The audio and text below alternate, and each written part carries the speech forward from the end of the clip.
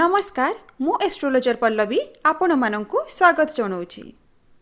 आज आम आलोचना करबा जे पितृदोष कौन, एहार कारण माने कौन कौन, एहार लक्षण कौन एवं एहार शांति विधान बा प्रतिकार कौन रही। पितृदोषर कारण पाई आमे एकमात्र ग्रह को मुख्य रूपे नहीं थाउ, सीए होउचंती सूर्य।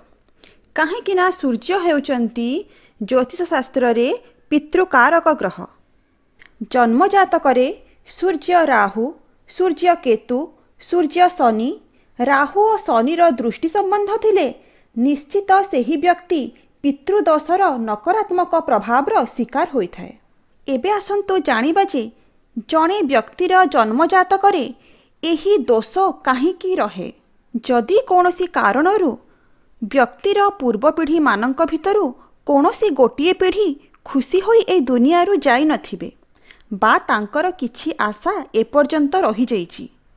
आहुरी मध्य देखा जाए जे जदि निजर पितृपुरुषंक निमित्त श्राद्ध दिया जाउ नाही तेबे सेही पितृपुरुषगण तांकर संतान मानंक प्रति असंतुष्ट रही थांती एवं तांक संतान मानंकु अभिशाप देई थांती।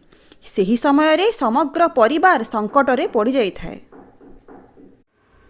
एवं सेही व्यक्तिर कुंडली रे बा जन्मजातक रे एही पितृदोष सृष्टि होई थाए। आसंतु एबे जानिबा जे एही पितृदोषर लक्षण माने कौन कौन एवं आमे किपरि जानिबा जे आमे पितृदोषर शिकार होउछु।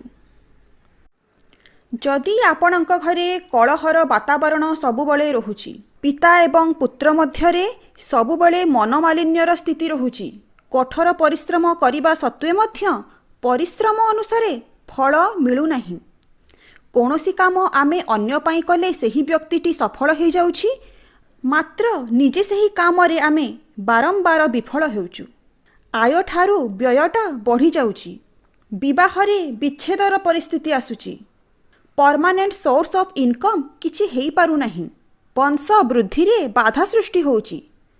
एही सबु लक्षण मानक मध्यरु जेकोनोसी लक्षण जदि आपण माने अनुभव करुछंती ताहेले जानि जांतु जे आपण पितृदोषर नकारात्मक प्रभावर शिकार होउचंती।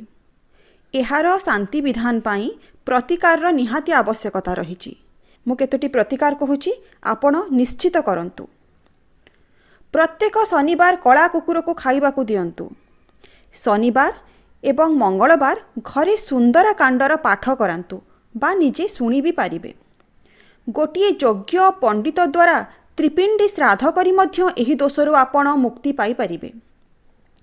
श्रीमद् भगवत पाठ द्वारा मध्य पितृदोषरु आपण संपूर्ण भावे रक्षा पाई पारिबे।